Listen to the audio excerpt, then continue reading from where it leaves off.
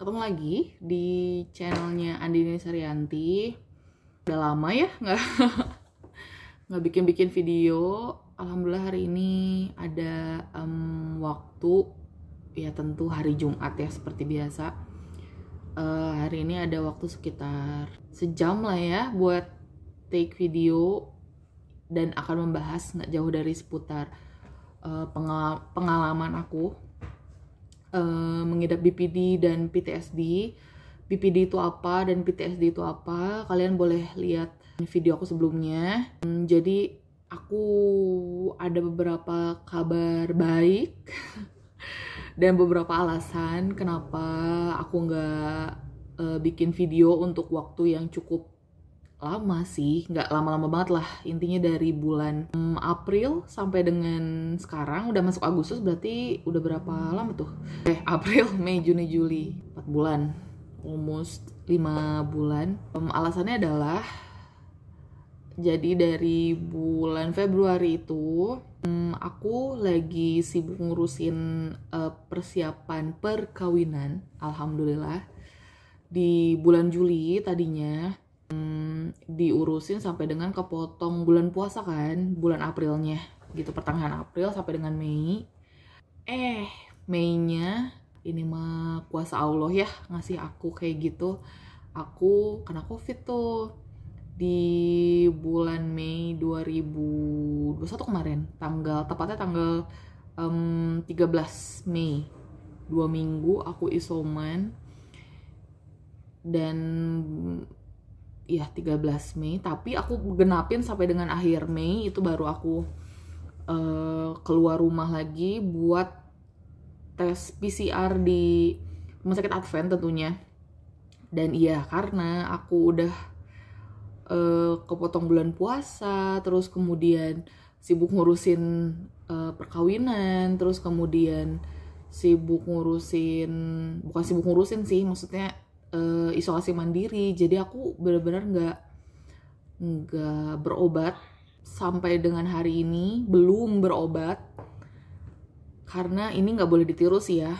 Kalau memang gimana ya, maksudnya kan kemampuan orang buat menginterpretasikan apakah kita kuat apa enggak nggak minum obat, apakah kita tetap masih bisa stabil apa enggak tanpa obat, itu sebenarnya nggak bisa dirasain gitu doang gitu nggak sih? Maksudnya tetap harus dicek ke dokter juga gitu. Maksudnya jangan diikutin sih intinya.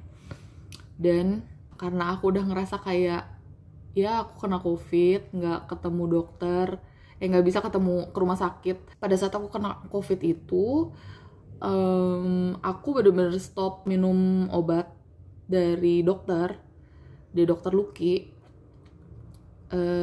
as my psikiater, karena obat COVID-nya aja udah banyak banget. Karena alhamdulillahnya aku bergejala nih gitu.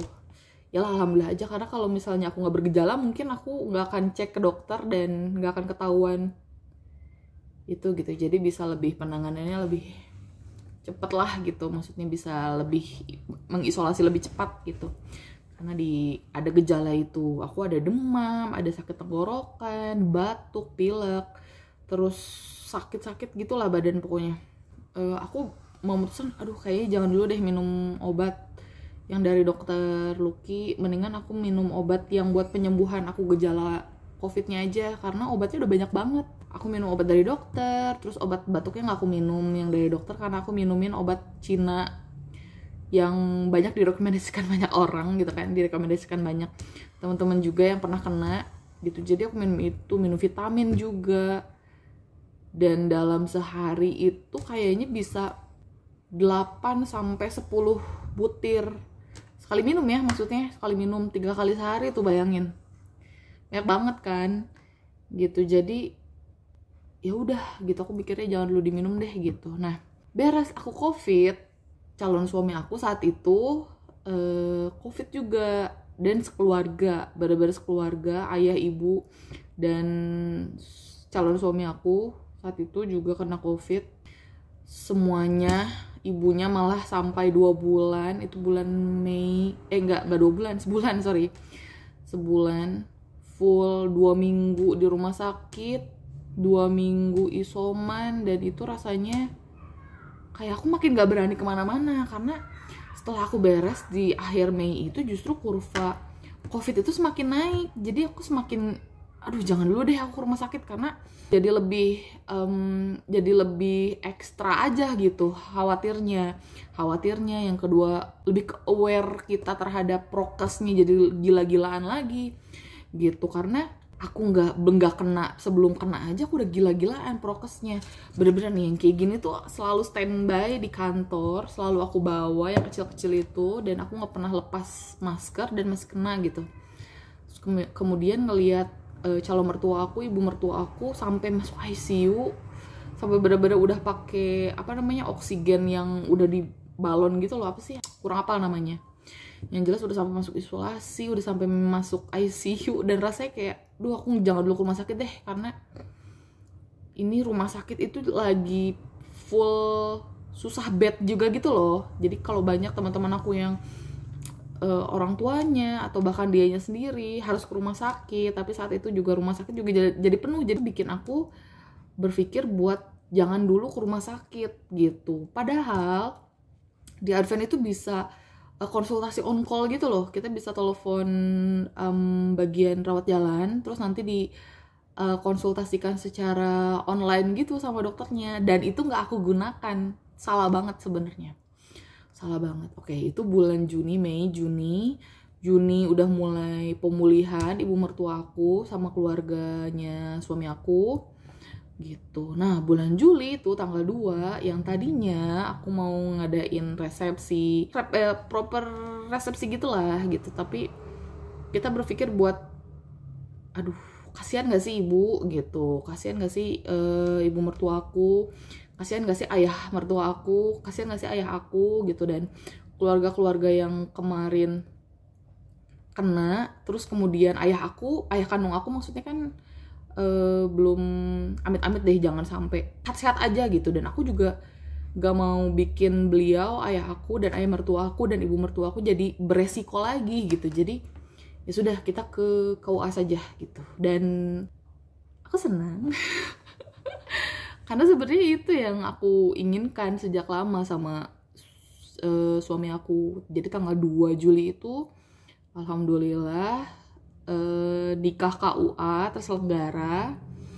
Itu kayaknya durasi jalan dari rumah ke KUA dengan acara di KUA-nya lebih lama perjalanannya. Padahal perjalanannya tuh nggak jauh, masih sama-sama satu kelurahan, satu kecamatan, dan nggak jauh. Ternyata akad dan lain sebagainya kalau di KUA itu 15 menit saja gitu, 15 menit saja. Terus nggak bayar.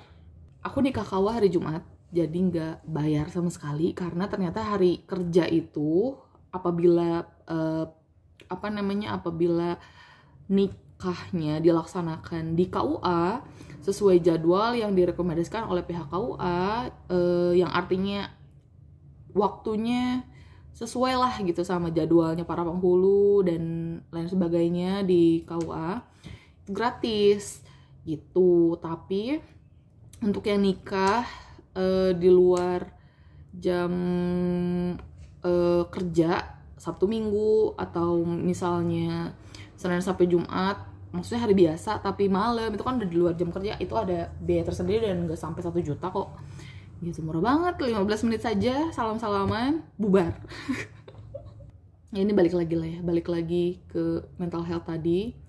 Jadi setelah rangkaian panjang kegiatan yang menurut aku agak menguras waktu dan konsentrasi mungkin ya, mengalihkan fokus sejenak gitu dari mental health aku dan kewajiban aku, atau ya maksudnya sedikit keharusan aku buat berobat lagi gitu. Jadi karena satu dan lain hal jadi menyebabkan aku nggak berobat selama rentang waktu yang cukup lama itu gitu.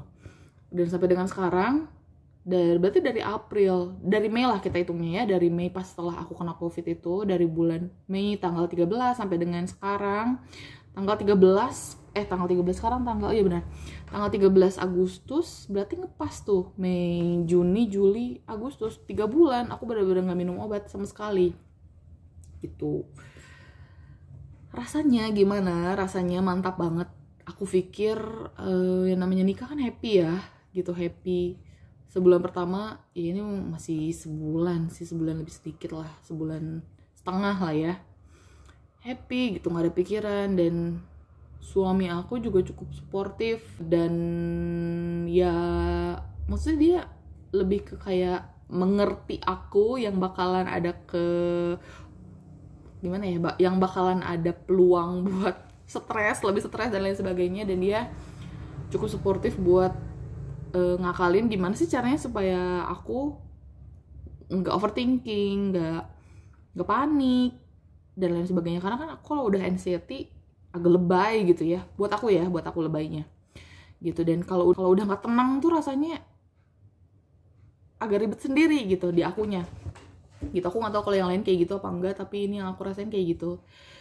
Aku pikir nggak bakalan kumat tuh gitu dari pas jeda waktu aku married sampai dengan sekarang. Ternyata ada kesempatan-kesempatan dimana yang tadinya aku happy aja gitu, biasa-biasa aja, terus tiba-tiba aku jadi melo sendiri, jadi tiba-tiba duduk. Ini real story ya, nanti mudah-mudahan ada kesempatan aku ajakin suami aku buat ngobrol. Ada waktu dimana aku tiba-tiba duduk, lagi tidur, duduk tuh tiba-tiba nggak tenang, terus nangis gitu aja gitu. Ditanya kenapa, aku nggak tahu. Terus ada kesempatan dimana aku lagi balik ke rumah aku sendiri gitu, bukan rumah mertua aku ya. Saat itu memang lagi berkunjung gitu, ibaratnya lagi berkunjung ke rumah aku sendiri gitu, nengokin ayahku. Dan ada jeda di mana aku diam aja, terus aku bilang ayo pulang gitu. Jadi aku nggak betah saat itu, dan aneh, itu kan rumah aku sendiri kan gitu, aku nggak tahu, nggak nyaman aja saat itu. Terus aku ngajakin balik, nggak tenang. Suami aku nanya kenapa, terus aku jawab nggak apa-apa. Tahu-tahu malamnya ya gitu, uring-uringan sendiri, nangis sampai sesegukan, sampai gitu loh. Ditanya kenapa, nggak tahu gitu, kayak maafin, aku banyak minta maaf aja saat itu, kayak ngerasa nggak berharga gitu, padahal itu bawaan itu doang gitu. Gitulah. Saran aku, kalau misalnya memang masih ada kesempatan buat berobat, walaupun misalnya rumah sakit lagi nggak oke buat dikunjungin gitu, ada beberapa metode bagaimana caranya kita bisa berobat, melanjutkan pengobatan secara rutin dengan cara tidak ke rumah sakit gitu. Dan itu sebenarnya harusnya digunakan aja gitu ya, maksud aku gitu. Ini aku akan ada rencana buat ke rumah sakit lagi, tapi aku nggak tahu, aku takut dimarahin sama dokter aku. Aku takut dimarahin, tapi ya udahlah, resiko aku itu, suruh siapa ngeyel gitu kan, atau tidak menggunakan fasilitas lain yang bisa aku gunakan tanpa harus ke rumah sakit kayak gitu. Dan next mungkin aku akan cerita gimana sih caranya aku ngasih tahu suami aku sebelum nikah tentang apa yang aku milikin. Dan kayaknya lebih enak kalau aku ngajakin dia ngobrol langsung, karena aku pengen tahu juga dari sudut pandang dia. Begitu aku cerita gitu, aku cerita sebenarnya ke dia udah rada lama, kayaknya udah sekitar 3 bulan setelah aku berobat, aku baru cerita sama dia. Karena kondisinya saat itu tuh, cerita pada saat aku ke rumah sakit tuh gak langsung cerita, karena kondisinya lagi gak bareng-bareng gitu, cerita. Jadi aku kayaknya udah selang berapa bulan, udah jauh berapa bulan sebelum aku nikah justru aku udah ceritanya.